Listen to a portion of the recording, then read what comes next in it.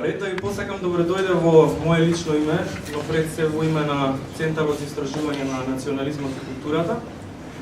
Навистина имаме големо задоволство во овој момент поради две причини. Прво, зашто денеска Центарот организира својот прв настан, на кој што, како што може да видиме, имаме голем број на публика.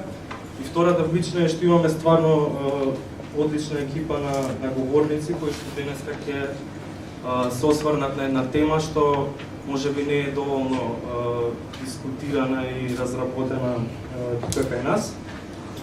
Пред да ги представам говорниците, ќе ми дозволите само на кратко да кажам некој збор за Центарот. Представува една група на луѓе, истражувачи и активисти кои што академски, да речам, доаѓаат од различни дисциплини на општествените и хуманистичките науки. Во екипата имаме антрополози, социолози, историчари, политиколози.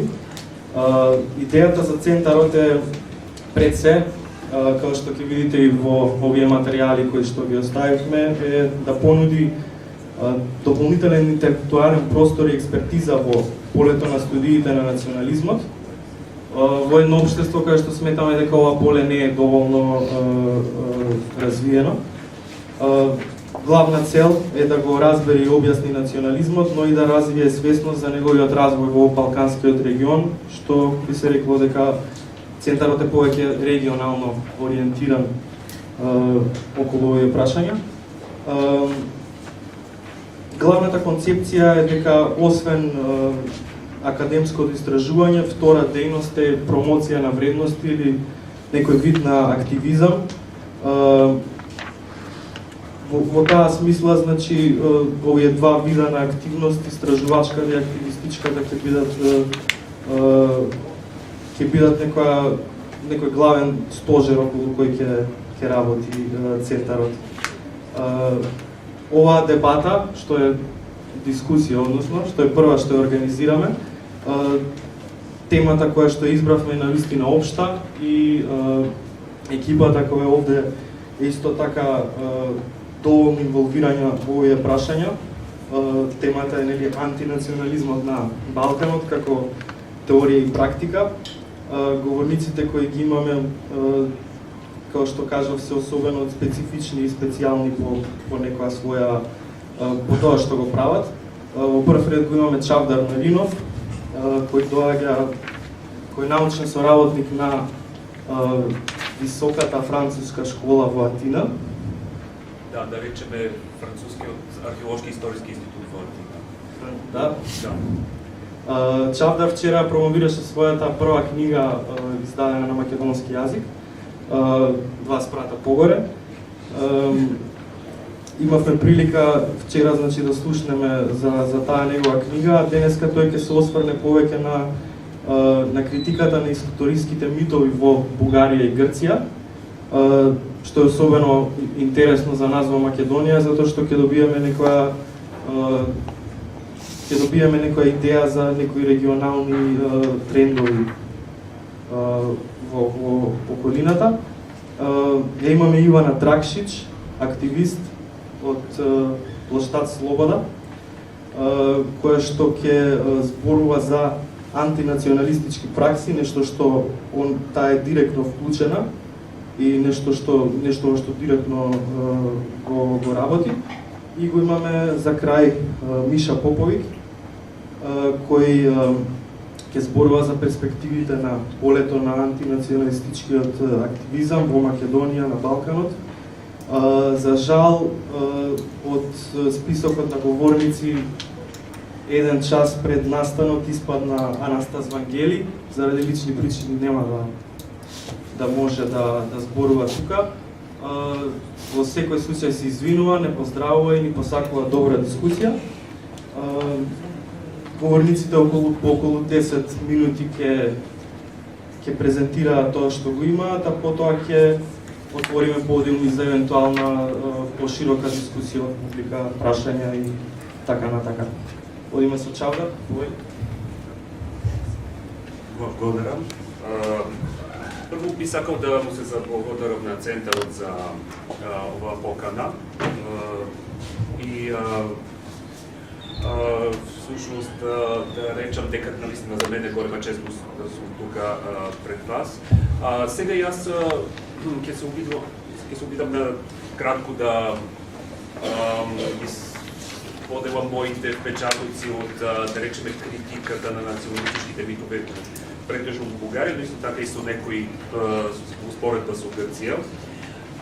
Сега, прво, да разбере, може би накратко да се каже за какви митови ставува збори, всушност што нарекуваме историјски или национални или националистички митови. Секако за тоа е тема врз која има веќе доволно литература на секакви јазици во нашиот балкански регион. Може би најдобра е книгата на руманскиот историчар Лучијан Боја "Историја и мит во руманската свест", која што е преведена и на француски и на англиски јазик. И значи, зборувајќи за национални митови, секако не станува збор за, како да се каже, за некакви лаги во баналната смисла, во секојдневната смисла на тој збор. Станува збор за некакви фигури, настани, кои што на некаков начин се добиле некаков каноничен статус во националната идеологија, на символи на националната свест, и кои што навистина многу често, макар и да се, да речеме, да се некакви реални настани, околу нив интерпретациите кои што со време се стекнале, на некаков начин навистина додале и многу аспекти и многу интерпретации навистина кои што не се на некаков начин ја одразуват националната идеологија и не се од историска гледна точка, да речеме, екзактни, не се прецизни. Но не станува збор, секако не станува збор за некакви фалсификати или лаги во традиционалната смисла. Значи, сега прво да речем дека за случајот во Бугарија, случаите на Бугарија и Грција секако се многу различни. Во Бугарија тоа што го дискутиравме вчера, самиот комунистички режим беше многу националистички, особено од 60-те години надаму. И тоа се гледа во многу така подрачје на историската, на политиките на историјата, да речеме, како македонското прашање, но не само, за кој што ставаше збор вчера, но не само, да речеме, третманот на така нареченото турско родство, со сите клишеи, масовни исламизации, така натаму. И секакви други, да речеме, помали историски витове, како да речеме референцата кон античките тракијци, некаква антиквизација, да речеме, во бугарски контекст, која што почна за време за крајот на 60-те, почетокот на 70-те години, и така натаму. Што се случи по падот на режимот, 89-та година? Во првиот момент, поранешната комунистичка партија, која што многу брзо стана социјалистичка, во првиот момент ака се представуваше като заштитник на вистинските национални интереси спрема секакви обиди за нивното преиспитување, критичко кое што се сметаше за нешто инспирирано, за некаква тенденција инспирирана од надвор и посебно од новиот невладин сектор.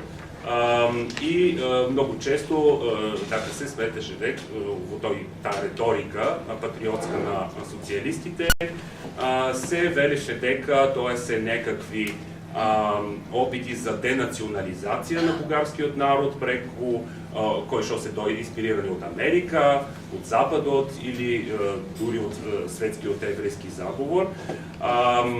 Од друга страна има новиот антикомунистички дискурс, тој од самиот почеток исто така беше националистички. Тој беше националистички не на истиот начин како што дискурсот на поранешните комунисти, но особено да речеме за теми како носталгичната романтична македонска тема, новите антикомунисти таму беа многу активни и тие всушност сакаа, што се однесува на македонското прашање, да ги представят поранешните комунисти како национални предавници. Сега во таа цела, во контекстот на тој нов политички плурализам, наместо до едно вистинско преиспитување на наследените национални митови, историски митови, дојде до некаква параноја на вистина, која што се уште продолжува. Во многу случаи има тензии околу некои теми, и теми поврзани со Македонија, но не толку, навистина во Бугарија, како што знаете, не се случија работи како тие масовни протести во Солун, кој што бе во 90-те години, но други теми, како да речеме турската, темата за така нареченото турско робство, воопшто исламот, се уште многу често провоцираат масовна хистерија, секако во опит за преиспитување, пренапишување на тие, така да се рече, национални митови. Се уште има некакви паранои, многу така распространети во бугарското општество, дека од учебниците по историја се избришан каноничниот поем турско робство и дека има некакви сили кои што сакат да го воведат некакви други синтагми како османско присуство наместо тоа. Всушност станува збор за некаква невистина лоша интерпретација, вадене од контекст на едно всушност стручно дело кое што се појави во почетокот од 90-те години и кое што на мощне општ начин зборуваше за османско присуство на Балканот, но без воопшто на никаков начин да ги стави под прашалник традиционните интерпретации. И до сега секакви обиди за пренапишување, да речеме, на читанките по литература, национална литература, провоцират некакви тензии, како ќе го изфрлат, да речеме, Ботев, најголемиот национален поет од учебниците, или, не знам, таа или онаа поема на Вазов, на најголемиот национален писател и поет, исто така. И значи во тој контекст како се одвиваше, да речеме, критиката на тие митови, таа почна навистина во некаква смисла беше инспирирана од надвор, бидејќи иницијативите за некакво преиспитување на тие традиционални конструкции историски беа дојдоа највеќе од невладиниот сектор, од значи нови невладини организации, многу често поврзани со отворено општество, со мегафундацијата на Џорџ Сорос.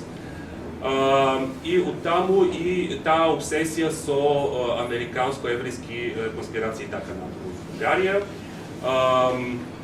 Тие невладини организации навистина организира и јавни дебати и објавија многу дела интересни кои што има за цел затврстување на граѓанската култура во Бугарија, по-позитивен имидж на соседите и така натаму. Меѓутоа, навистина многу често не се дојде до вистинско преиспитување на самите историски интерпретации. Значи, на некаков начин таа критика на национализмот остана површна. И всушност имаме некакви парадокси во невладиниот сектор, како да речеме луѓе како за жал ќе споменам едно име, Антонина Желјаскова, која што е еден од најпознатите активисти на невладиниот сектор и директор на Центарот за истражување на малцинствата на Балканот, центар кој што навистина објави многу вредна литература, многу битна литература и не само за малцинства на Балканот, но и за отоманското наследство на Балканот. Тој центар, да речеме, преди неколку години објави една книга за Македонија која што беше апсолутно националистичка во најтрадиционален бугарски дух. Така да гледате дека многу често таа критика навистина остана на некаков начин површна и некаков дури форми на цинизам се породија, како да речеме идејата дека ако се бавиш со ромското малцинство многу лесно ќе добиеш грант од соодветните спонзори и така натаму. Што се однесува, да речеме, сега за стручното поле, за историчарите, претежно, не само.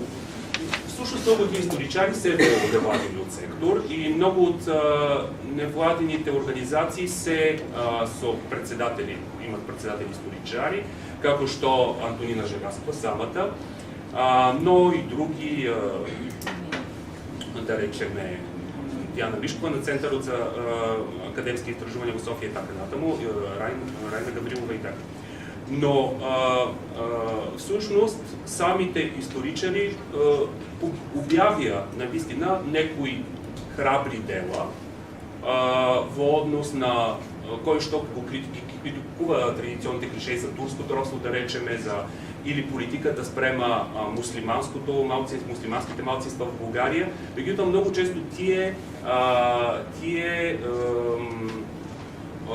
публикации остана незабележани од пошироката јавност и за жал, макар и значи самите стручни средини да произведуваат некаква антинационалистичка литература, за жал се уште ние не може да зборуваме за некакви сериозни влијание во пошироката јавност.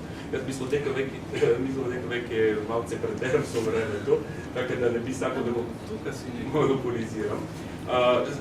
Само може би тоа збора за Грција, таму навистина секако ситуацијата е сосема различна, бидејќи воопшто целиот историски развој тука е сосема различен, нема комунистички режим, кој што бил националистички на начинот на бугарскиот, меѓутоа ги има сите травматски искуства на граѓанската војна, со забраната и протерувањето на грчките комунисти од Грција, и потоа диктатурата на полковниците во крајот на 60-тите, почетокот на 70-тите години.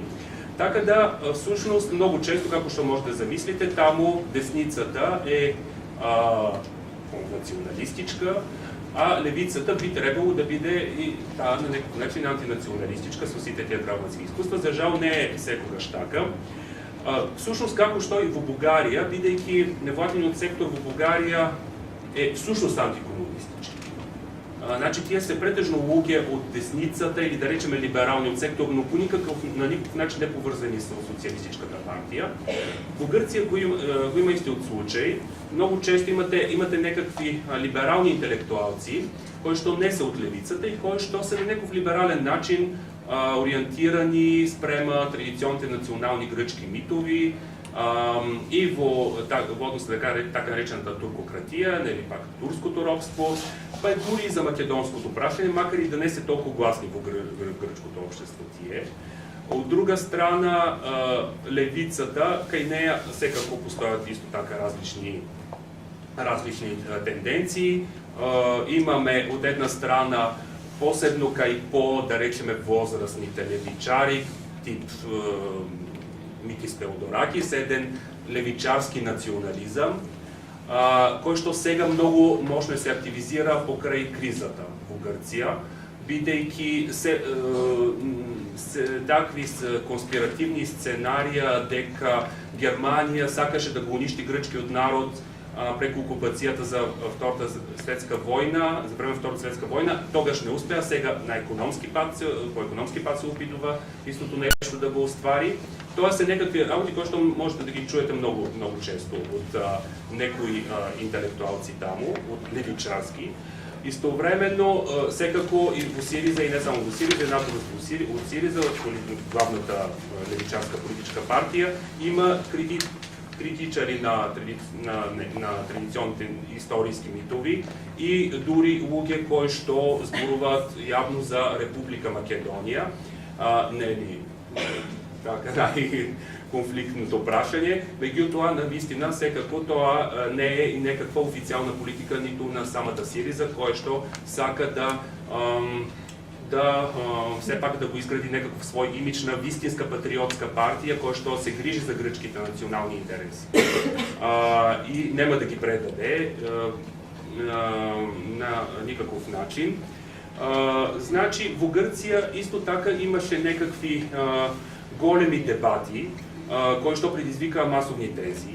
Да речеме дебатите за така нареченото крифо схолио, келино училиште. Мислам дека во македонската историографија постои таа идеја дека за време на турското робство, децата не можеле да учат во нормални училишта и требало да се крият во некакви кели во манастирите, каде што монасите ги учеле на патриотизам и така натаму. Тоа беше навистина еден мит кој што беше преиспитан во меѓувреме во Грција. Има веќе доволно литература на деконструкција на тој мит за келиното училиште. Потоа, исто така, наскоро минатата година имаше дискусии за така нареченото оро на залонго. Значи еден момент пред грчката револуција кога жени се фрлиле во пропаст од децата за да се спасат од турците. Меѓутоа работите се секако посложени бидејќи тие жени самите се од така наречените сулиоти кои што зборуваат албански јазик, христијани, албанофони и тие всушност во тој случај сакале да се спасат од Али Паша Јанински или Али Паша Тепелен, кој што исто така е албанец, но муслиман. И така натаму во грчката национална свест и историографија секако тоа се интерпретира како патриотки, гркинки кои што сакале да се спасат од турците.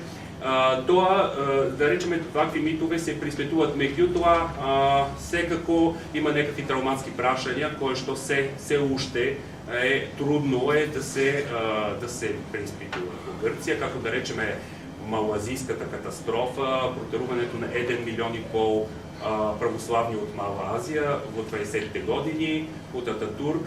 Тоа се уште е една многу конфликтна тема, бидејќи во целосно Грција иска да се признае геноцид спрема грчкото население на Мала Азија. Минатата година една левичарка од пратеник во парламентот рече дека таков геноцид не може да се зборува за геноцид. Тоа поново лансира традиционалните тензи и така натаму.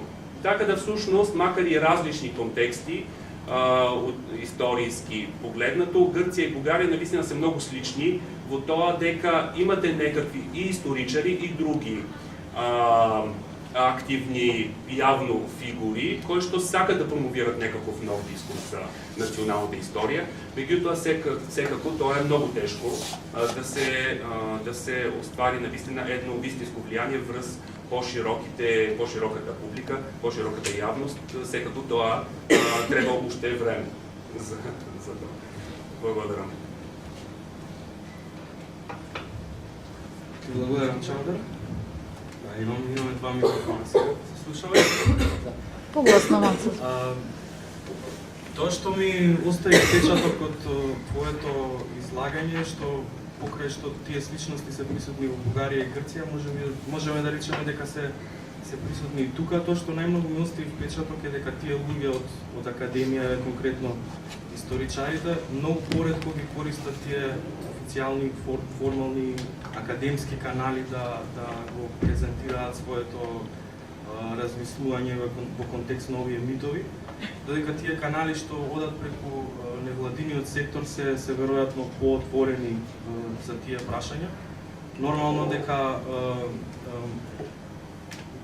главниот дискурс не е тешко да биде така брзо променет, особено кога институциите на националната држава тоа го да речам го затвараат, го кочат тие канали. Мислам дека Иван и Миша повеќе ќе зборат за ситуацијата во Македонија, тоа ќе биде добра прилика да направиме паралела меѓу трите земји. Иван конкретно ќе зборува за антинационалистички пракси, директно од терен. Така да поведе. Фала. Фала Јован, фала Чавдар, фала уствари на организаторот прво, честито за основањето за овој прв настан и честито на најточната публика до сега што сум ја видела. Во 63 веќе го напунивте просторот, така да тоа е супер. Поради некое недоразбирање, јас као презентер нема да имам визуелни аудио материјали, иако многу ќе беше болја мојата презентација и ќе ме запамтевте по неа. Меѓутоа се снима оваа дискусија и на блогот кај што ќе бидат поставени линкови или барем дел од материјалите кои што сакам да ги покажам вечера. Како што кажа Јован, ќе зборам за терен и ќе зборам за тие антинационалистички практики. Ми се свија како организаторот во овој памфлет фино ни нагласил дека било кој сентимент против овие големи националистички наративи е некаква пракса на антинационализам, така да ние како Плошта Слобода и пар други формации на луѓе во кои што јас работам, се обидуваме тој сентимент да го проткаеме во сите можни места, од статутите на нашите организации до колумните што моите пријатели ги пишуваат и уметничките дела можеби што ги создаваат.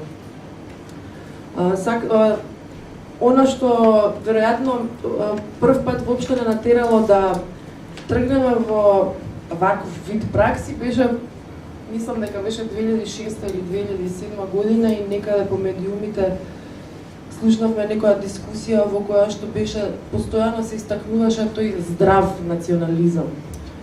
И се сеќавам буквално до збор на дискусијата што имавме со моите другари, дали воопшто е можно да постои здрав национализам и секако заклучивме дека не. И тој период продуциравме една радиодрама, се викаше Голема работа. Доживеа едно 6-7 епизоди, две епизоди од оваа серија, едната се викаше Здрав национализам, а другата Скопска природба 009. И таа епизода се бавеше со масовно поставување на споменици во нашиот град, обнова на згради и сето тоа го снимавме и го пишувавме. Воопшто се уште не знаевме ниту за црква на плоштад, а камоли за Скопје 2014. Значи, насетувавме некои бранови на здрав национализам и ова го спомнувам само да кажам дека генерално нашата поидовна точка кон овие наративи, генерално не сме теоретичари, не сме истражувачи, меѓутоа поидовната точка е некоја точка на вистински подценување и подсмев и постојан порив да се деконструира и да се поигрува со тие наративи. Така да ова од Голема работа ќе го ставиме на вебсайт, се надевам за да го чуете. Една практика на која што се сеќавам предизвика ефект кој што немавме намера да го предизвикаме. Нас не беше целта само да се отстранат едни графити. Графитите беа нацртани долж партизанска, не беа графити, беа мурали, беа онака 3 на 5 големи цртежи на кои што беше нацртана нели цела Македонија, не знам, некој слоган кој што повикува нели на таа голема Македонија и логото на старото ВМРО. Ние поради тоа што го видовме под младокот на новото ВМРО како ги прави тие графити, решивме дека некако ќе се обидеме да ги отстраниме, меѓутоа да не бидеме ние тие што ќе ги прекрачуваат, бидејќи на вистина имаше многу површина. Се што направивме една вечер, ги поминавме сите нивни графити, ставивме само нивно лого и на некој од нив го ставивме ликот на председателот на нивната партија, односно председателот на владата на Република Македонија Никола Груевски. И тоа беше во некој период кога се подготвуваа некои од изборите и утредента партијата ВМРО-ДПМН излезе со соопштение, партијата СДСМ излезе со соопштение дека ВМРО-ДПМН веќе влегле во предизборна кампања и дека го нарушуваат изборниот молк, а ВМРО-ДПМН излезе со соопштение дека подмладокот на СДСМ им прави за да изгледаат дека го нарушуваат изборниот молк. И така тој ден во вестите помина со оној вид нели препукување преку пресконференции, за да на крајот на денот вечерта во доцните часови подмладокот на ВМРО повторно излезе на улица и си ги прекречи своите мурали. Така да тоа беше една наша успешна акција во која што ние само се грижавме да бидат отстранети тие нации, пораки и символи. Ова друга практика за која што сакам да зборувам може да ти биде и тебе Чавдар интересна, особено ете спомнавме Тања Илич, една истражувачка колешка која што се бави со овие пост-ю теории и наративи. Таа има една книга која што треба да излезе, се вика Европа. Ю као Југославија, Европа. И таа се бави со самоорганизираните хорови од земјите од бивша Југославија. Еден таков е распеан и Скопјани, хорот од кој што доаѓам јас. И причината поради која што ги спомнуваме е поради тоа што Тања Илич многу убав осврт дава на овие хорови како хорови кои што се вистинска пост-југословенска појава, бидејќи покрај тоа што особено во Европа постојат такви хорови на поплаки, хорови на протестни хорови, има неколку работи кои што ги врзуваат, а јас директно пак тоа го врзувам со антинационалистичката практика. Пред се тоа значи тука нужно е доведен во врска и поимот носталгија, значи секогаш кога зборат за овие хорови и кога се опишува нивната работа, има тенденција да се забегува во некои тврдења дека тоа се всушност југо-носталгичарски хорови, меѓутоа праксата на пеење партизански песни и песни кои што се бават со прашањето на трудот и работата се еден начин, тоа е еден начин на хоровите на кој што тие се обидуваат да го одбијат како се вика тоа стигматизирањето на заедничкото минато, она кое што се случува со големиот наратив на музеот, например, кај нас. Се обидуваат да нагласат дека нашето заедничко минато, особено она фактографското кое што сме го имале, не е идентитетско, значи нема врска со нашето заедничко јужнословенско потекло, туку има врска со нашата здружена антифашистичка борба. Тие исто така се пеењето на овие песни и против сведувањето на социјалистичкото минато на обична системска репресија и владење на само една партија, туку се сеќаваат на економската еднаквост, економската сигурност, на вработеноста, здравствената заштита, пристапот до образование и други општествени добра. Пеењето на работничките песни не се реферира повторно на некоја носталгија кон нешто заедничко кое што има врска со националниот идентитет, но туку многу повеќе има врска со производството и со стапката на производството и со сите тие бенефити кои што можеби ги имале. Така да тие нудат можност за поинако едно читање на опсетнатоста со минатото кај југословените и затоа мислам дека се корисно да ги спомнеме као едни од најинтересните практиканти на овие антинационалистички пракси.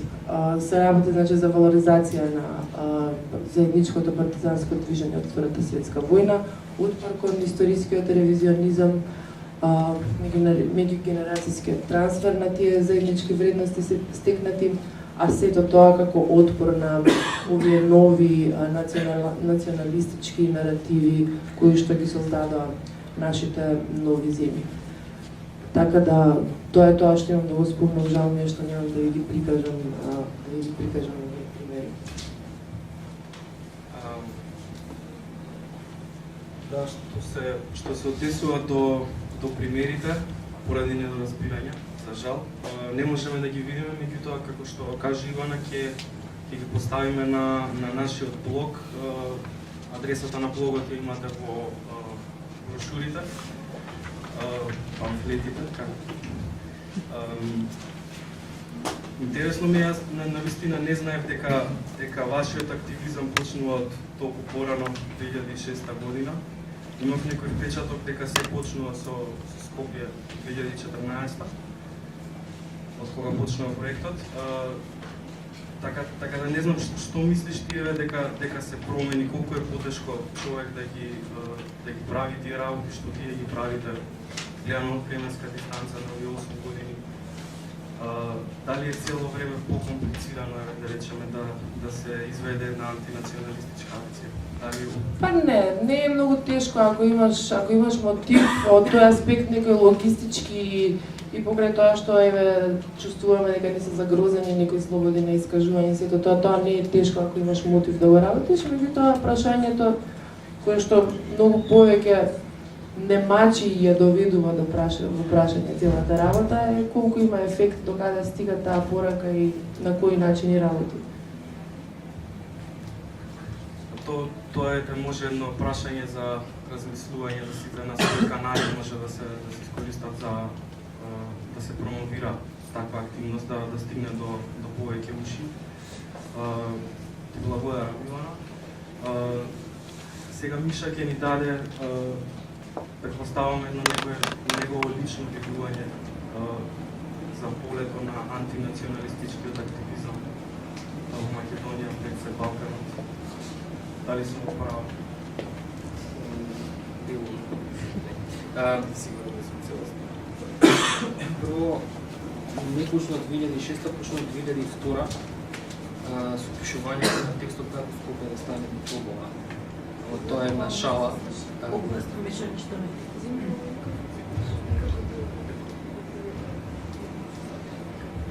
Чисто као илустрација за тоа што дека националниот светоглед е така сестран и омнипотентен. Во 2002 случајно присуствував на пишување на еден текст како Скопје да стане метропола и тој уствари предвиде голем дел од Скопје 2014, чисто случајно. Меѓутоа, само илустрација е дека кога нели си замислуваме како треба еден град да изгледа, многу лесно е да потклепнеш по тие некои стари архетипи за град.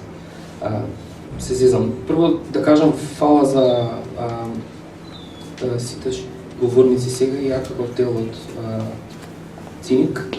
Баш ми е мило што ствари се направи таква организација. Чисто заради тоа што мислам дека ќе има интересни дебати во различни димензии.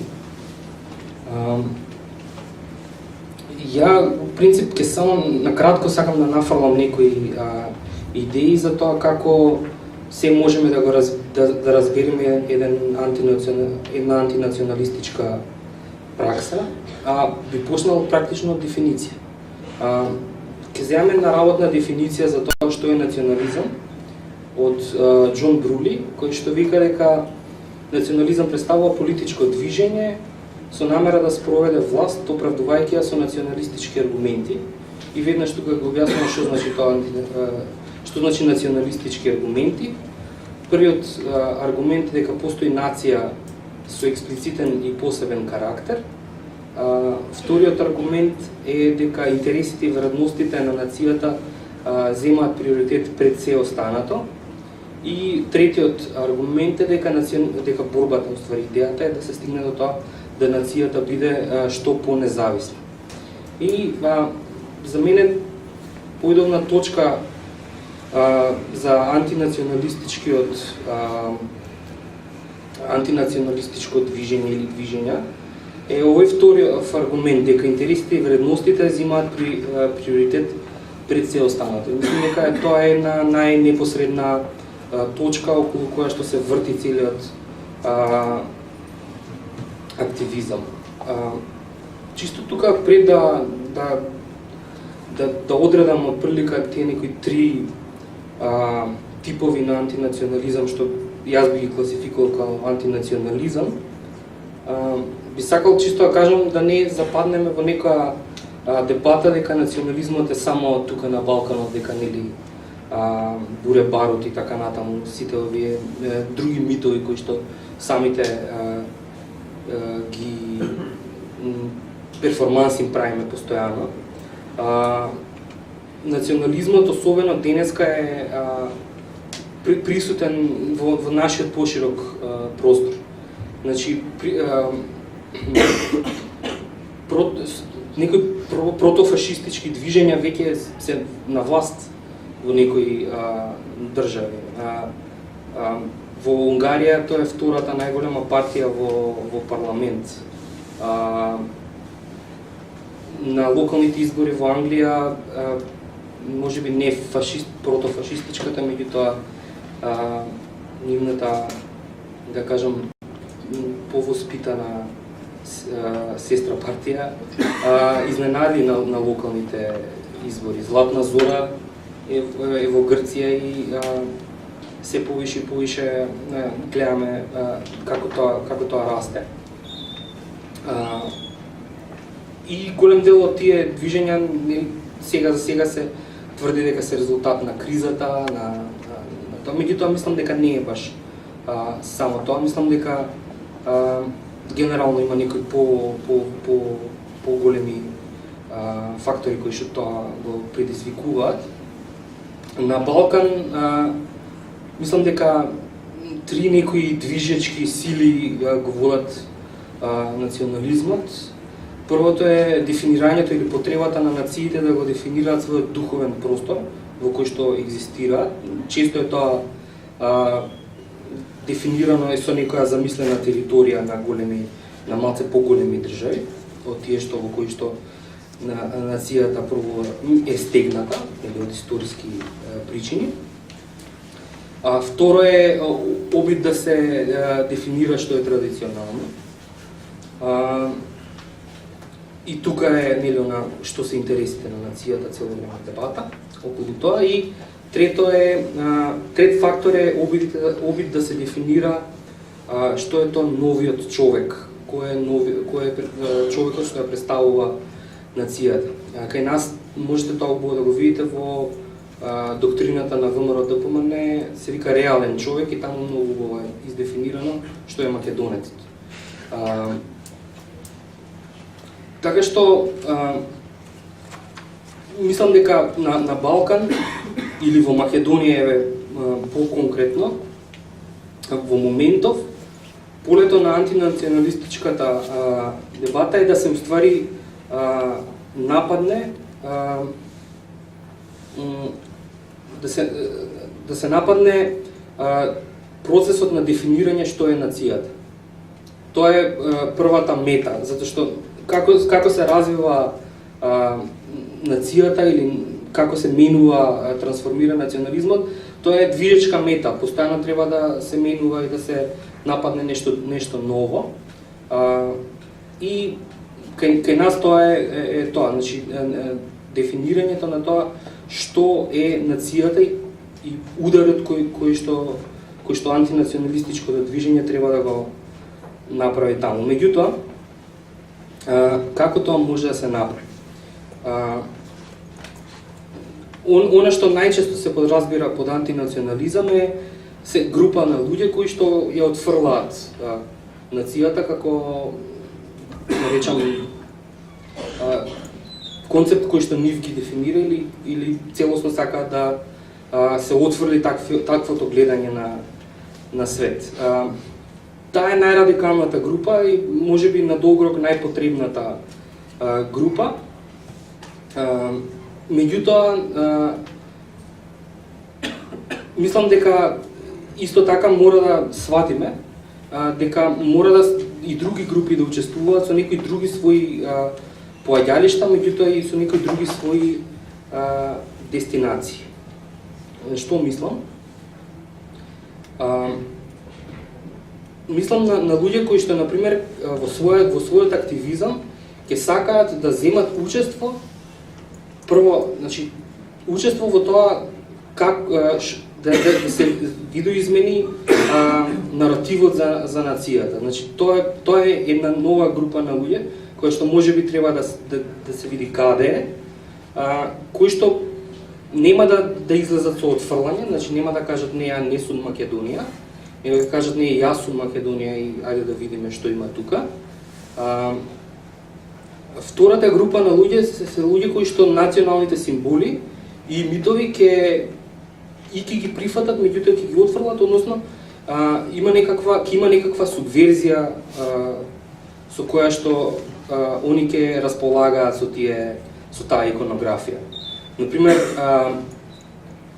тоа го правеа и ја тука би го рекол како пример култна слава, например, тоа ја така некако го разбрав. Тоа беше еден настан во кој што концептот на слава беше малце видоизменет и не изгледаше. Изгледаше како слава, ама не беше баш слава.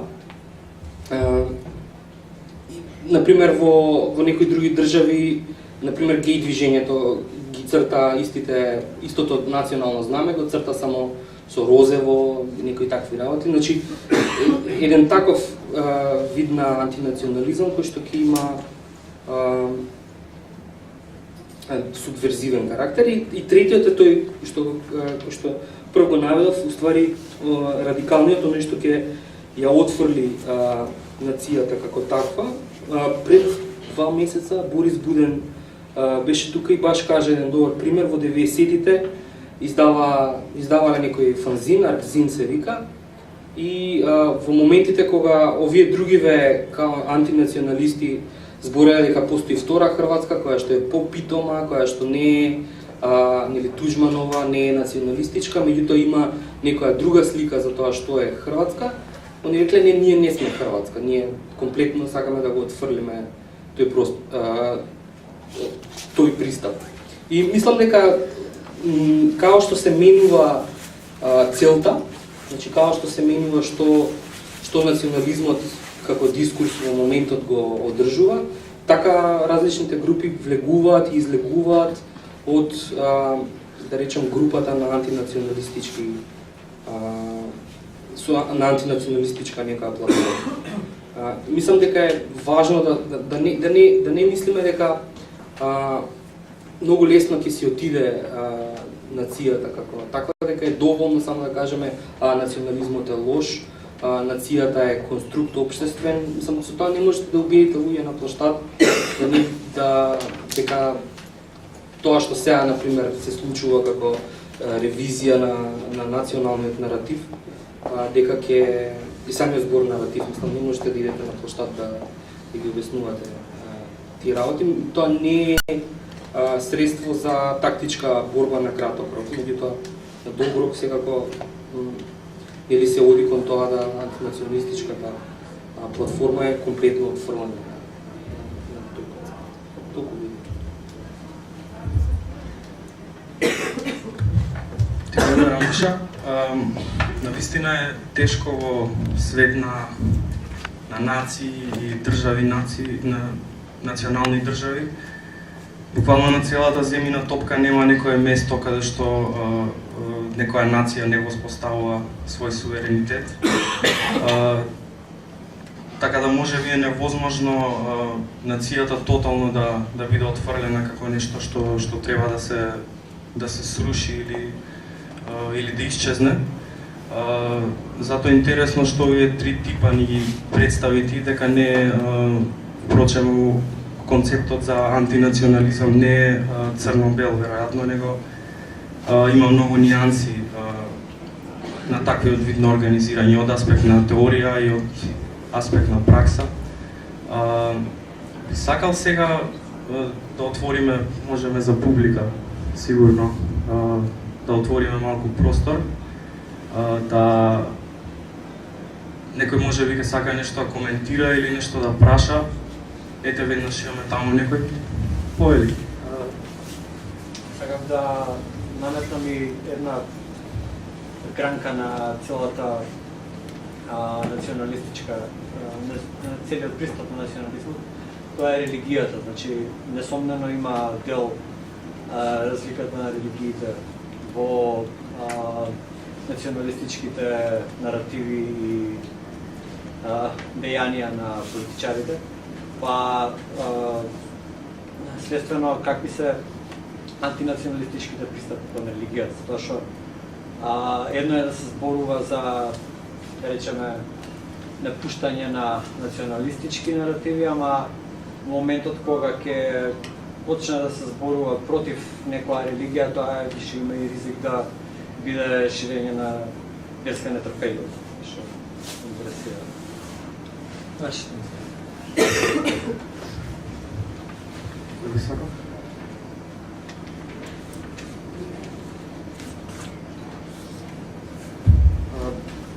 Различно е во кај нас, например, е врзана религијата со етничките идентитети, значи има паралелизам помеѓу тоа. Така што не знам точно како да ти одговорам во смисла на тоа дека например кај нас ќе бидат долго време врзани тие две приказни. Таму каде што не се врзани толку приказните, паралелно со менување на да кажам својствата на тоа што се подразбира под нација, се менуваат и својствата на тоа што се подразбира под верник. И меѓутоа не се толку има паралелизам таму, ама не е така врзан како кај нас. Зборувам во Западна Европа. Кој би бил пристапот на антинационалистите по нашиот случај, да речеме, кон религијата? Кон разбивање на патриархалниот карактер и на едното и на другото. Генерално тоа е нешто што ги врзува и не знам, мислам дека до сега тоа што имаме видено е дека на тој начин се доведуваат во прашање едното и другото. Ова е повеќе констатација отколку прашање, немам што да одговорам. Туку сакав да искоментирам само дека буквално ја опишува работата, да речеме, на Распејани Скопјани. Заради тоа што кога ја критикуваме, да речеме, Македонската православна црква, ја критикуваме секако како дел од големата националистичка идеологија, меѓутоа ја критикуваме поради оно што го представува, поради пар други аномалии кои што ги има. Меѓутоа најчесто одговорот е доста закачата по православието, она да ве видиме малце пред џами и вака да испеете, па дали вака ќе ве третираат. Во главно дури и оние против кои се противите го очекуваат кога е на таа некоја верска основа да има некаков каршилак. Меѓутоа, ова што го кажа повеќе констатација отколку прашање.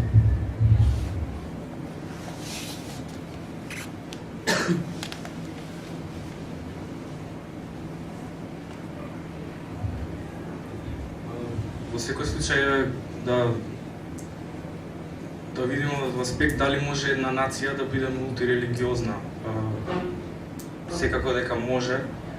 И може би во контекстот на Македонија тоа е исто интересно да се разговара. Може над сите тие религии да доминира еден заеднички национален наратив што таа да речем мултиконфесионалност тоа ќе направи една единица во смисол на нација. Тоа е сигурно возможно и верувам дека има такви примери. Не. Тоа што на Балканот албанската нација се смета за нација која што може да обединува три религии, меѓутоа праксата покажува дека се поише и поише албанскиот национален идентитет се врзува со ислам. Значи, секогаш се знае, нарацијата за тоа што е нација ја прави тој што има моќ да тоа го прави. И веројатно тој што има моќ да ја прави нарацијата за тоа што е албанската нација во овој момент е така натаму ја движи приказна. Таа беше единствената која што го имаше тоа на Балканот, затоа што како што кажав, прилично е паралелно. Значи македонците, затоа имате македонци муслимани, затоа што тие не се многу е тешко да националниот мит да ги вклучи во како да бидат само македонци, нели? Сите си имаат и во Бугарија исто нациите. Значи до скоро, меѓутоа сега тоа што го знам во последно време дека се поише се врзува и тоа например беше и во протестите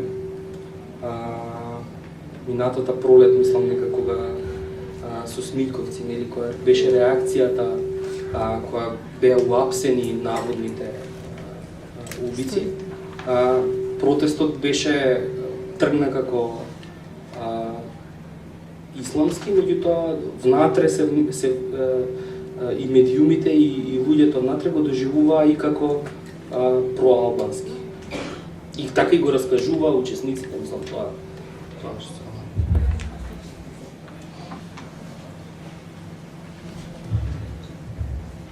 Дали некој друг би сакал? Поели? Празен микрофон или... Ще бидеш ти доволно гласен.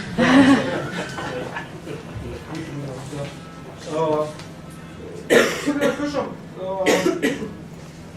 дека не треба национализмот да се отфрли, како да ви кажам, анблок. Национализмот има проблем со временското лоцирање. Национализмот допред само 100 години, 150 години бил огромна еманципаторска енергија, ослободителна енергија.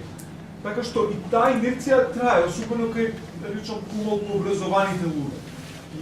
За многу луѓе на планетава, кај речам, па и на Балканов, се уште е снажна таа еманципаторска и ослободувачка енергија на национализмот. И заради тоа борбата против национализмот, таму кај што се маркира дека национализмот е опасен, деструктивен, не само за малцинствата, туку и за самата, да речам, нели, као преовладувачка група, и заради тоа ние се спротивуваме на национализмот, заради неговата деструктивност. Но велам, дури и таму треба многу како кажам, многу по-интелигентно, многу по-втемелено и во историјата и во политиката да се создаваат стратегиите против национализмот. Јас тој периодот доста читав за настаните пред 1914, што довело уствари до Прва светска војна, и баш ова случај в Југославија, млада Босна, они така се викале националистичка младина, предвестниците на создавањето на Југославија. Тоа биле идеалисти, мислам, Принцип и компанијата. Принцип не бил нели идеолог, тој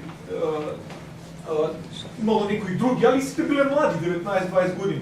Тој Гачиновиќ бил најстар, он кога умрел имал 27, тогаш имал 24 вајда за време на атентат. Но знаете, кога ги читате нивните текстови, тоа е еден неверојатен идеализам и една вера во подобрутре, кој ние денес, нели, кога ги читаме алтерглобалистите, да речеме, и нивната жестока критика, и нашите нели нови икони денес е и Асанж, и Наоми Клајн, и сето тоа, истото го гледате, верувале во некаков свет кој нема биде контролиран, кој нема да биде под стеги. И енергијата која го промени тој свет е нацијата. Нацијата во смисла на, дури на индивидуализација некаква, за тоа исто зборат оние мацини, оние баш, што е изнела и германската и италијанската, да речем, национална природба. Така што Балканот е доцни, доста, нели, доцнати Италија и Германија, во однос на другиве, а Балканот таму црпи, како кажам, оддели на државотворни, така што ите само ја апелирал за малку повеќе внимателност. И денес многу луѓе, заправо сиромашни, наивни, кои се губитници на системот и на тие националистички манипулации, се уште искрено веруваат дека е тоа позитивна кауза, дека мојата нација, мојата вера е нешто што ме држи, може би последното нешто што го имам. И тоа е моје мало, моја тајфа, моја група, мислам, ништо и онака неам. Така што инаку, Чавдар, одлична ви книгата, баш ја прочитав и наокно ќе фетализираме, денес баш ќе почнеме. И открив некои интересни моменти, па тоа сега да ве прашам, за кои не знаех.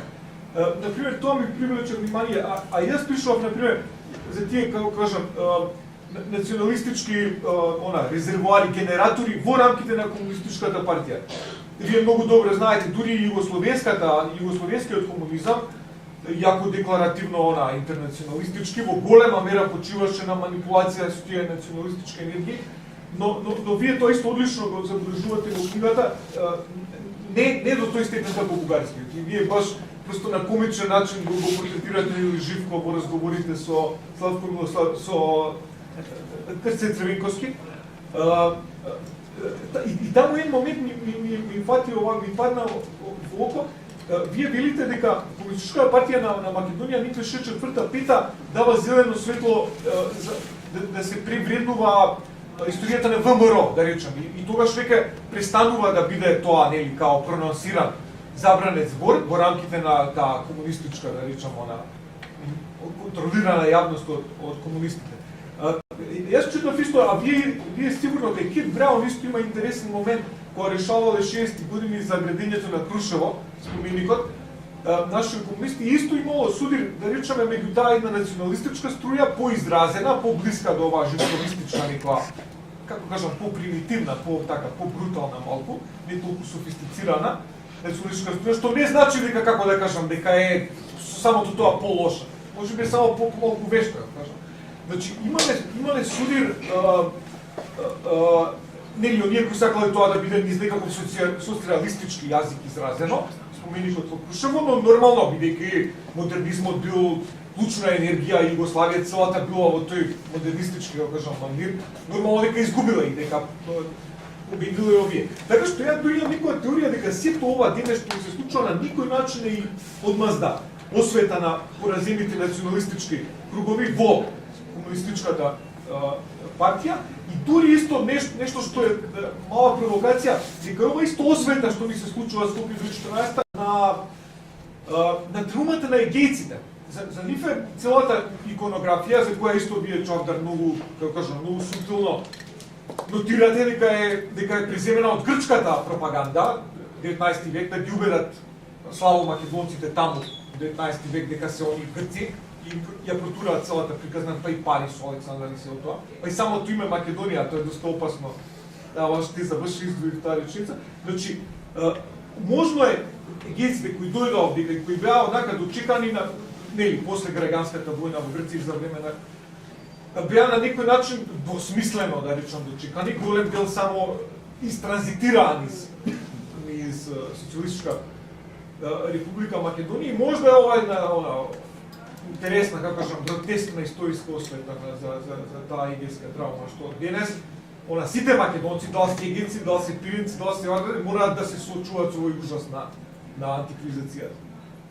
Си извинувам ако било. Предполагам да се обидов малку да бидам попровокативен. Благодарам. Навистина многу прашања, се битни прашања. Апсолутно сте прав за таа прва фаза на национализмот во Европа, воопшто во европски контекст, но централно европски претежно, но исто така и на Балканот, либералната фаза на национализмот во 19 век. Всушност има многу истражувања за тоа. Тоа поврзување на национализам со либерализам во средината на 19 век, посебно околу револуциите 1848 година, типичен случај тука во по-широкиот балкански регион, или всушност е револуцијата во Руманија во истиот период, во Влашко и Молдова, каде што има истата коабитација на либерализам и национализам, истата работа имате и во српски, во грчки контекст и многу силно во бугарски контекст на револуционерното движење пред 1888 година. Така да, наистина, прав сте дека не треба некако да се историзира самиот поем за национализам. Значи има историски многу различни форми на национализам, има ги сите тие типологии, кои што всушност се евоцирани тука и во самиот анонс на дебатата, да речеме граѓански национализам и етнички национализам или културен и државен и така натаму. Типологии кои што секако се проблематични, бидејќи всушност има една многу убава студија на Роджерс Брубейкер во Ethnicity Without Groups, во дел од 2004 година, каде што тој ги посочува сите проблеми со тие дихотомии, дефиниции на граѓански и културен и така натаму. И за да ги отврди конечно. Но на мене ми се чини дека денес, зборувајќи за национализам, тој исто така има многу форми. Меѓутоа, навистина во случајот има некаков историски развиток на национализмот кој што прави така што денес навистина не сме во таа либерална фаза во 19 век. Во меѓувреме национализмот се поврзал и со крајното десничарство, и со фашизмот, потоа и со комунизмот. Денес да речеме и во Бугарија има некакви такви изјави. Национализмот сепак е необходен бидејќи тој креира некаква солидарност, општествена солидарност. И јас не сум согласен со тоа. Мислам дека станува збор за некакви форми на солидарност денес, бидејќи не зборуваме веќе за 19 век, денес кои што навистина на мен ми се чинат дека се многу поштетни отколку што така да речеме позитивната нивна вредност, според мен е многу помалка од она што може да очекуваме како негативен резултат. Не би сакал да морализирам, се разбира, и јас едноставно по различни причини, може би навистина да не се уширувам во тоа. Не верувам во тоа дека денес тие форми на солидарност се необходни. Инаку, да, навистина за тие прашања за ВМРО и таа рехабилитација, всушност, тоа се, да, секако е сложено прашање, бидејќи од самиот почеток и македонските партизани, комунисти се обидуваат да ја на некој начин да се вклучат, да изградат некаков историски континуитет помеѓу револуционерните борби и потоа партизанското движење и новата Народна република Македонија. Меѓутоа, она што го гледаме е дека во почетокот навистина многу раководители на Македонската република во рамките на Југославија имат некаков не многу јасен, имат некаков, како да кажам, двосмислен однос спрема тоа наследство. Првите, не случајно и првите опозиционни групи антикомунистички многу често се викат ВМРО во Република Македонија. И има и еден познатен говор, мислам на Миту Хаджи Василев Јасмин, кој што вели дека не може да го споредувате тоа ВМРО и таа борба за време на Османската епока со нашата партизанска борба, која што беше и национално многу по-исправна и така натаму. Не може да се споредува тоа. Веќе во 60-те години се гледа дека и со на некој начин со исчезнувањето на тие опозициони антикомунистички движења, се гледа веќе некаква, да речеме, рехабилитација потполна на се разбира историското, така речем, доцевото ВМРО, не на ВМРО, меѓународни периоди секако. Инаку за егејците тоа, јас всушност целиот този целото тоа повикување на античка Македонија, претежно тоа е секако на егејците во диаспората, во Австралија, Канада, САД, како што многу добро го покажува тоа Лоринг Данфорд во неговата книга, бидејќи секако како некаква легитимација во тукиот контекст, целата таа античка историја е многу помоќен арсенал, символичен, отколку да речеме референцата кон Гоце Делчев или било кој револуционерното движење и така натаму. И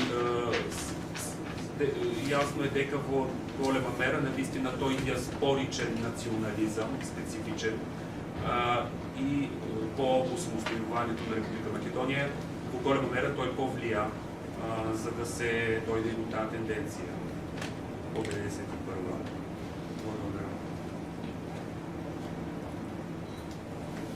Сега ще има време некој прашање да примеме уште едно прашање или повеќе прашања.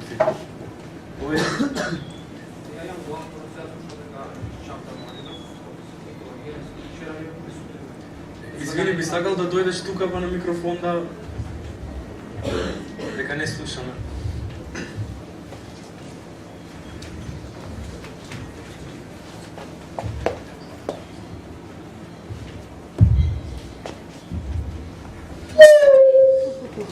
Не. Вчера не бев во можност да дојдам во ГЕМ за да ја подигнам книгата на почитуваниот автор. Вчера попладне отидов во ГЕМ да ја подигнам книгата и почнав да читам и гледам дека не стои таму МАНО, не стои македонски архив, стои бугарски архив. Тоа не чудно ми падна. Кај авторот, бидејќи ако се разгледува македонското прашање, мора да биде истакнато од каде се црпат тие информации, да биде релевантна книгава. Кога стана збор за македонското прашање, тука би требало да се земе предвид не само бугарско-македонските односи, туку и македонско-српските, македонско-албанските и македонско-грчките односи. Подоле од насловот со помали буки пишуваше комунизам. Излишно е се дебатира на тема комунизам, која комунизмот воопшто не се реализирал никаде во светот. Најсродно на комунизмот биле оние монашки комуни кои што се уште постојат, те се први комуни во светот, без разлика од која вероисповест потекнуваат. За мене излишно е се дебатира на тема комунизам кога не постои, не се реализирал, практично не се реализирал. Видов во библиографијата на крајот Тодор Павлов, не знам авторот дали знае името, Тодор Павлов е потекло од Македонија и во негов автентичен ракопис, доколку по тешки маки успеав да дојдам, пишува дека Тодор Павлов прави јасна дистинкција меѓу бугарски етникум и македонски етникум. Меѓу бугарски етникум и македонски етникум во неговиот автентичен ракопис. Тодор Павлов. А ракопис што го има он напишан. Ракописот е напишан пред неговата смрт. Значи преку Бугарскиот културен центар успев со нивна помош во Софија да дојдам до тој ракопис. И тоа ракописот беше само изфотокопиран, не го дава нормално во оригинал.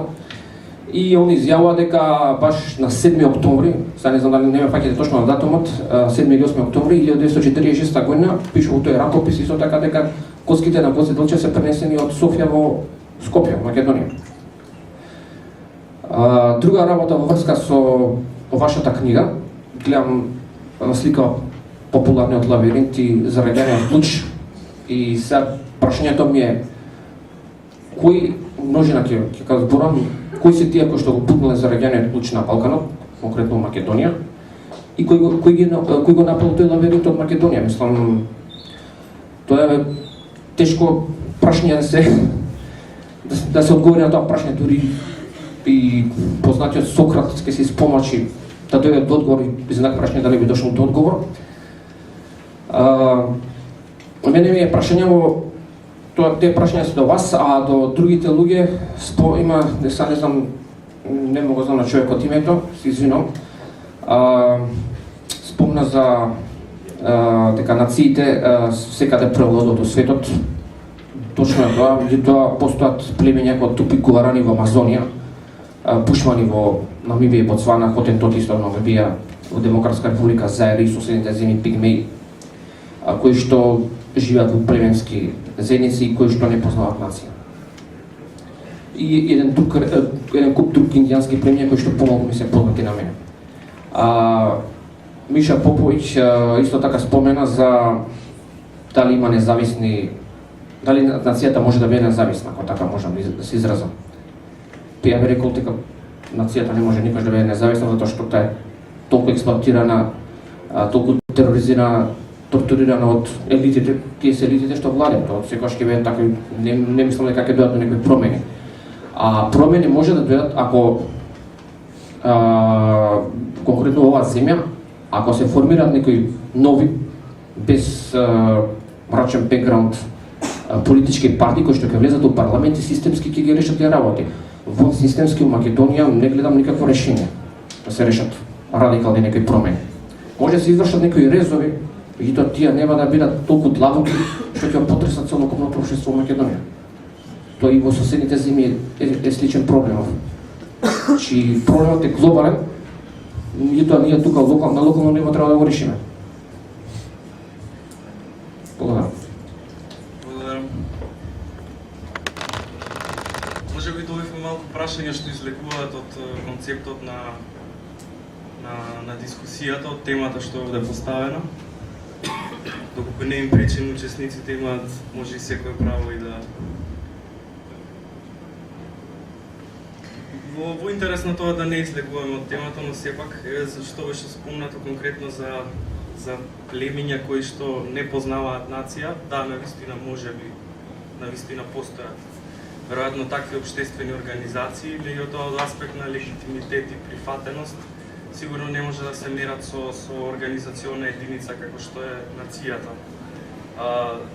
Затоа постои Организација на Обединетите нации и ете впрочем тие племиња доколку не припаѓаат на некој поголем национален организам, да речеме во политиката не би биле сватени можеби сериозно како некоја да речам Прашање е дали може да се смерат како цивилизирано општество тие племиња за општа дојде може.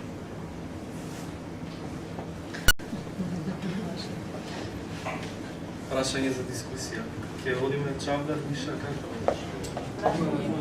Да. Има уште прашања, Повеле тука од центар. Значи, јас накратко сакам нешто да прашам. Вашето видување. Значи, ние поаѓаме од мојата појдовна теза е дека Македонија е мултиетничко општество, така е дефинирано. Прашањето е дали истовремено е мултинационално општество, како ќе дефинирате од овој тезна точка. Ако речеме дека е мултинационално, дали тоа значи дека екзистираат паралелни национализми?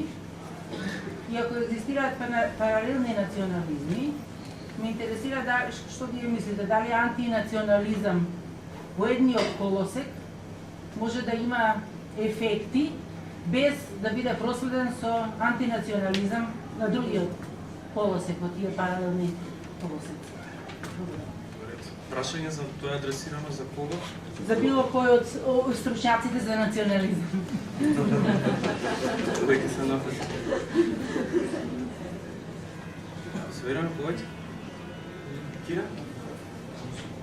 Имам впечатление дека некако минатото е напира дискусијата и не зборуваме за предизвиците на нацијата и реконструкција на националниот идентитет. Во поглед на тоа што зборуваме дека антинационализмот значи, не знам дали добро го сватих, ниже радикално отфрлање на националниот идентитет. Во една форма, тоа го кажам више, ако може да кажам место него. Што до некаде ми значи на некој начин и отфрлање на целосно на културата, а не зборуваме за трансформација на националниот идентитет. Во поглед на тоа што ние зборуваме за европски интеграции и за создавање на една европска нација. И дали тоа не е една форма на национализм?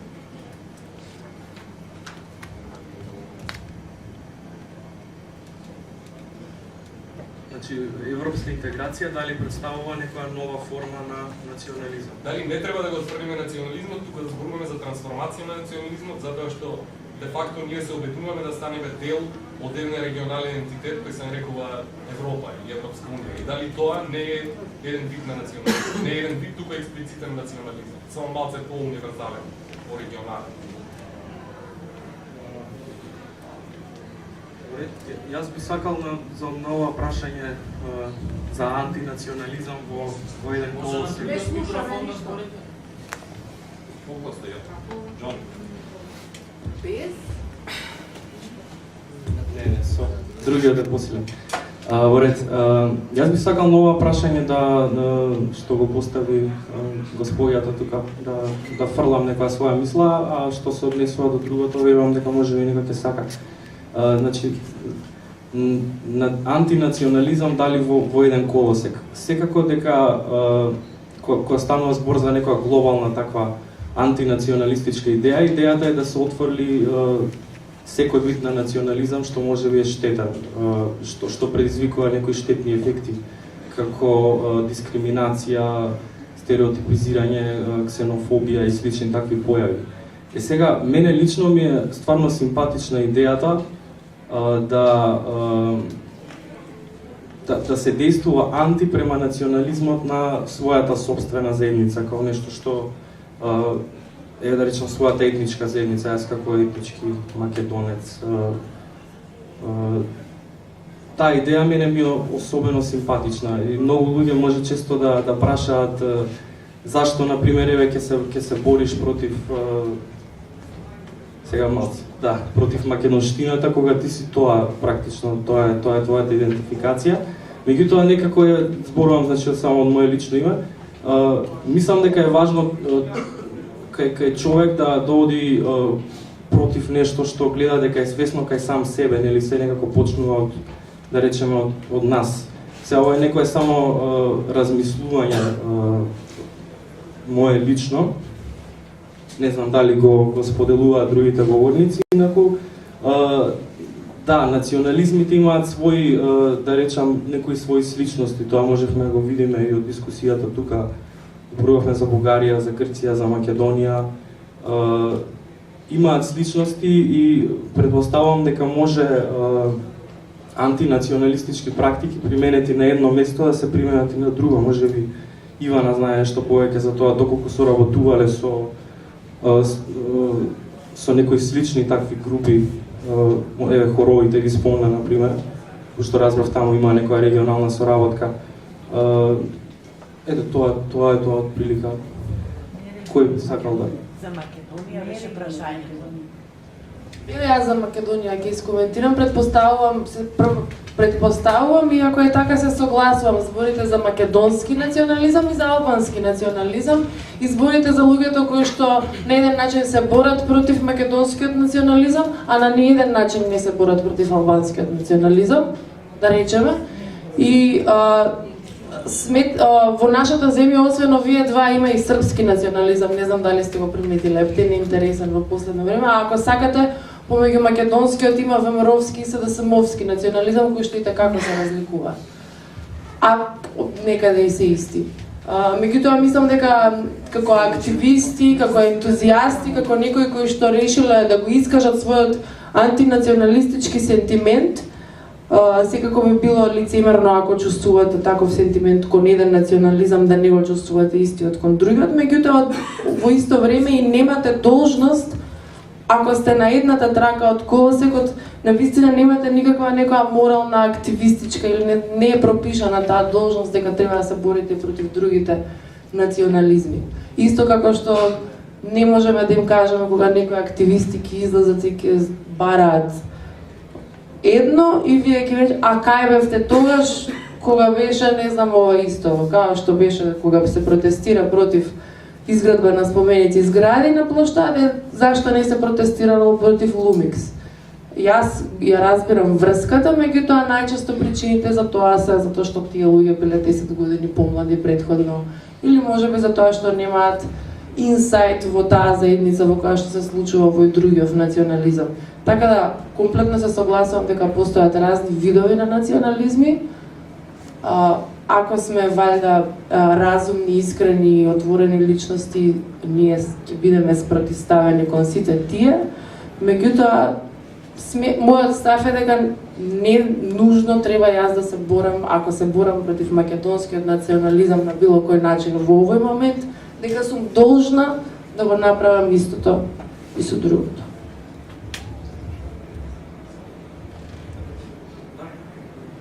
Значи, за да појаснам некои работи. Воопшто не мислев дека не ми беше прашањето околу припишување одговорност. Воопшто не го прашав тоа. Очигледно не сме се разбрали и се извинувам заради нејасност. Значи, моето, како човек кој се бави со мултикултурализам и со влијание на етноцентризам врз прифаќање на мултикултуралноста, мислам дека она што беше сега дефинирано како национализам во голема мера се совпаѓа со дефинициите на етноцентризам што ги имаме, кој како само гледа и на кој иста работа е во правење. Моето прашање беше дали може да има ефекти од борба на етноцентризам против еден етноцентризам во мултинационална земја, ако тој не е проследен со борба против етноцентризмот во другата нација која влегува во истата земја. Не мислам дека можеме да зборуваме за национализам СДСМовски и ВМРО-вски, зашто национализмот се припишува на нација, а не на партии. Мислам, можеме само да зборуваме веројатно за различни манифестации на национализам во една или во друга, или различни нивоа на национализам. Емеше национализмот е бидејќи насочен кон нацијата, без оглед на тоа која партија го пропагира, мислам, можеме да зборуваме за манифестации. Значи, бидејќи етноцентризмот од едната страна во ваквите општества како што се нашите, во голема мера се храни со етноцентризмот манифестиран на другата страна, значи пак да го поставам прашање. Дали е можно ефикасен борба против етноцентризмот на едната страна, дали е воопшто можна ако не е проследена со движења анти-етноцентрични или антинационалистички во другата страна. Сега, заради симплификација зборувам за македонци и албанци, иначе се разбира дека можеме да зборуваме за различни видови на национализам во Македонија. Може со пример да ви одговорам. Мислам дека не може, мислам дека отежнува. Политичкиот систем онака како што е поставен во Република Македонија прилично отежнува дебата надвор од некои вкоренети прашања етнички. Мислам дека тие прилично ја обременуваат политичката дебата и многу е тешко ако многу е отежнато дебатирањето ако не е паралелизирано, ако не би било на добро збор. Меѓутоа не е баш така едноставно. Ни тоа. Еве ви еден пример. Добро познатиот закон за спречување на дискриминација, еден дел, нели, за сексуалната ориентација беше од крајно националистички причини тргнат од една партија во Македонија, од ВМРО ДПМН во парламент. Иако истражувања социолошки покажуваат дека базата на албанските партии е по-конзервативна по тоа прашање. И сега се постава прашањето, ако е антинационалистичка, само пример, ама можам да најдем уште некој. Е од националистички поводи тргнат тоа, затоа што целата аргументација е националистичка. Зошто тоа не треба да го има таму? И сега прашањето е на антинационалистичкиот активистот против што се бори? Се бори непосредно кон еден таков резултат на политика, кој што е резултат од национализам, или се бори за едукација на гласачкото тело на тие партии, пошто гласачкото тело на ВМРО и на СДСМ, значи македонците е замислено, е помалку конзервативно од албанското гласачко тело по тоа прашање. Во низа анкети покажано до сега од 2000 не знам која година од кога се мери прашањето. И сега кон што да се насочи антинационалистичкиот активист? Кон албанците, чии што политички представници не направија никаков проблем во парламент, или против македонските представници или ВМРО ДПМН. Во случај, значи не е само ВМРО ДПМН, пред година дена имаше друг скандал со другата партија, значи не е баш така едноставно. Секако дека политичкиот систем и двата национализми кои што го водат отежнуваат и ако нема борба и на едната и на другата страна, не иде така лесно. Меѓутоа, прашањето е што е целта на некоја акција. Не можете ви да кажете, сега вие го напаѓате ВМРО, ама зашто не го напаѓате ДУИ? А ДУИ не прави никаков проблем по тоа прашање во парламент. И за Кире сега. Ја имам генерално проблем со тоа како национализмот прави таква хоризонтална поврзаност помеѓу луѓето и комплетно класните разлики се игнорираат во корист на нацијата. И затоа не мислам дека проектот на национално обединување во пошироки формации е на долгорок окей работа, само ако има мир. Затоа така.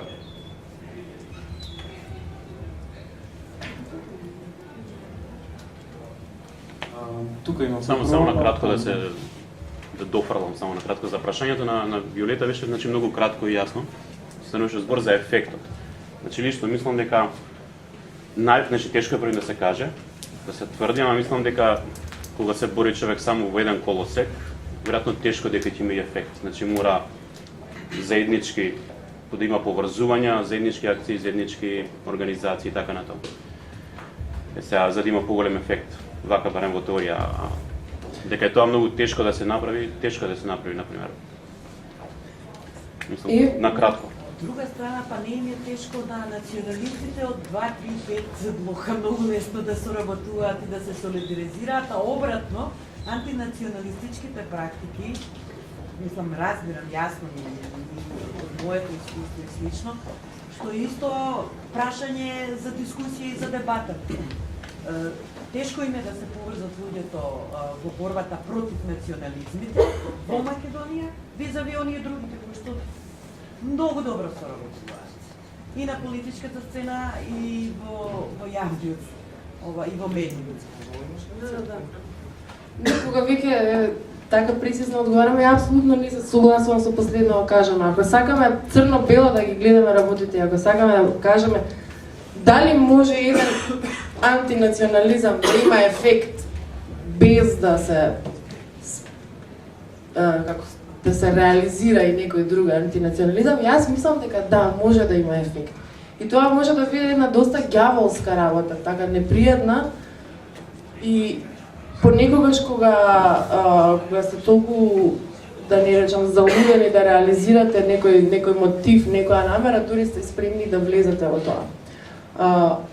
Повторно ќе се повикам на нашето искуство со плошта Слобода, а тоа е кога земавме залет со се она што се најави дека ќе се почне да се прави на плоштад и еден од првите муавети ми беше нели голема националистичка мачо приказна и она што очекувавме беше освен што граѓаните ќе се вклучат против тоа, дека ќе се вклучат и некои специјализирани интересни групи или организации или не знам што, така да тука ние очекувавме јако здружување со албанските здруженија, конечно ќе најдеме некои истомисленици, колеги, бидејќи освен тие 5-6 со кои што у град си се гледаме и цело време си го споделуваме истото мислење, не правиме ништо друго. Женски здруженија, не знам што, така да ние очекувавме и бевме спремни дека тоа ќе се случи во оваа борба против овој вид национализам изразен преку проектот Скопје 2014.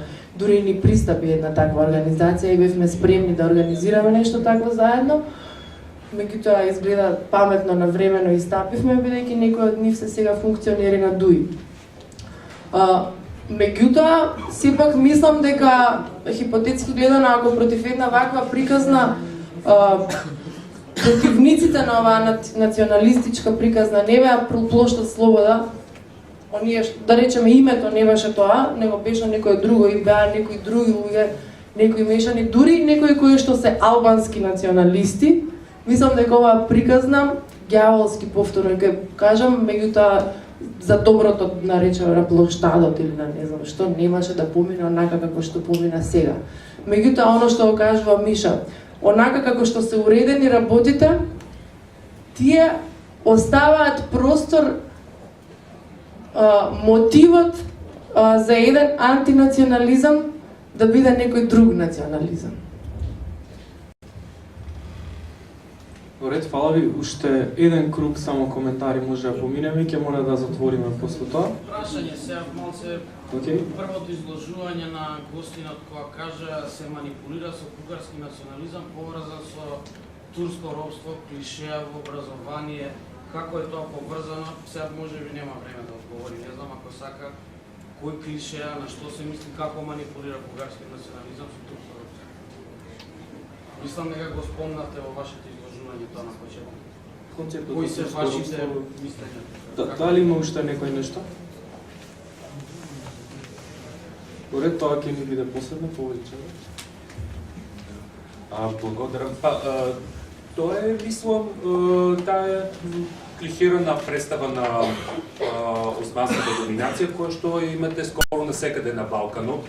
Може би во Македонија не толку, бидејќи традиционално македонската национална идеологија дури од Крстен Исјаков наваму, акцентот е, многу силен акцент има врз проблемот со трите христијански пропаганди, бугарска, српска, грчка, и тоа на некој начин го тушира, го прави по-мал антитурскиот аспект на македонскиот национализам. Чини ми се, тоа е голема тема, навистина не може сега да се дебатира за тоа. Во споредба, најмалку во споредба со грчкиот, бугарскиот или српскиот национализам во однос на така нареченото турско робство.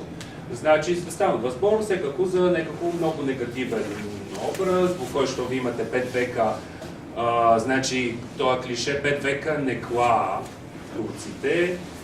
Всушност, во почетокот на 90-те веќе еден француски историчар Бернар Ури, кој што е специјалист, се бави посебно со Бугарија, со Македонија, напиша една критична статија за тоа, за клишето 5 века на тоа, кој што не предизвика скоро никакви реакции во Бугарија, освен на еден историчар. И така, да речеме, тоа беше една од тие провокации кои што всушност нема некаков резултат во јавниот простор. Инаку, на мене ми се, може би, се сакаше да кажам нешто во врска со тој проблем, што правиме со тугиот национализам, значи деконструирајќи го нашиот, што правиме всушност со национализмот на другите.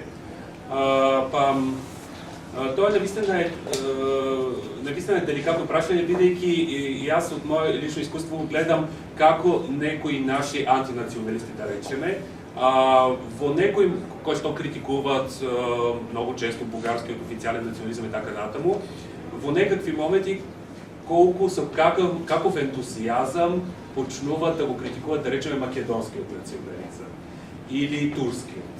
За мене тоа навистина е некако проблематично, бидејќи од една страна станува збор за луѓе кои што го имат символичниот капитал на антинационалисти, истовремено нивниот ентузијазам со кој што се бават со тугиот национализам, за мене нешто има така проблематично во тоа. Од друга страна го има и пак би рекол некој можеби па и ризик за некаков негативен ефект на антинационализмот, а именно има други антинационалистички активисти во Бугарија, кои што, да речеме, создават еден многу идеализиран образ на муслиманското малцинство во Бугарија. Мислам, јас ги разбирам граѓанските мотиви зад тоа. Целосно во тоа има нешто позитивно. Меѓутоа, кога читате начинот на кој што тие го опишуваат турското малцинство како едно мало дете кое што воопшто никогаш нема собствени радикални ставови во било какво прашање, никакви собствени радикални движења и ориентации. И гледате еден навистина патронайзинг точно дискурс, кој што представува, да речеме, турците во случај, воопшто другите како едно мало дете, еден воопшто лишен од собствена agency, што се вели во тој англосаксонски академски дискурс. За мене тоа навистина е проблематично на некаков начин. Има добри мотиви за тоа, меѓутоа резултатот е дека пак така или инаку ние гледаме на тие луѓе како на некакви мали деца кои што воопшто не можат да решават, не можат да всушност не можат да бидат националисти, не можат да бидат радикални сами по себе си. Наместо да видиме во нив обични луѓе кои што обична национална заедница, кој што исто така може да има некакви опасни ориентации, тенденции, како што секоја друга. За мене тоа наистина е еден пак од проблемите, да речеме, на антинационалистичкиот пристап, но тоа секако е долга тема.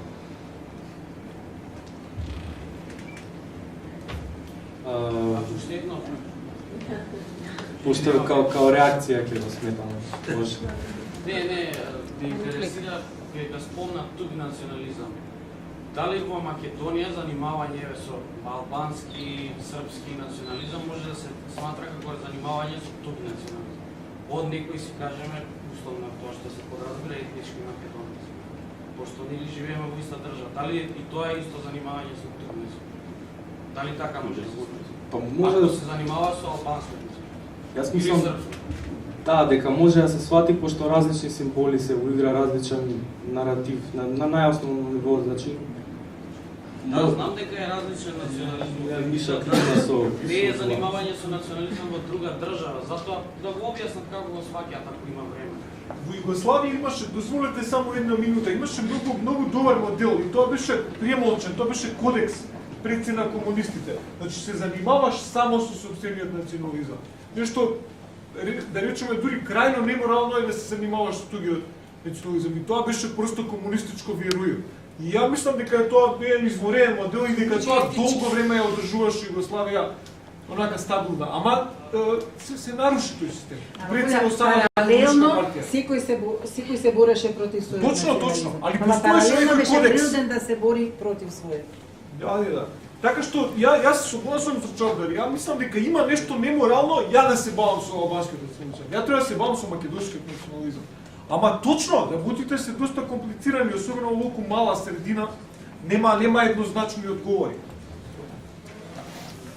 Не знам, ја па обратно ви го кажам. Тоа мислам фино е тоа дека сите треба од таму од каде што доаѓаме, ама што со оние што не се чувствуваат така.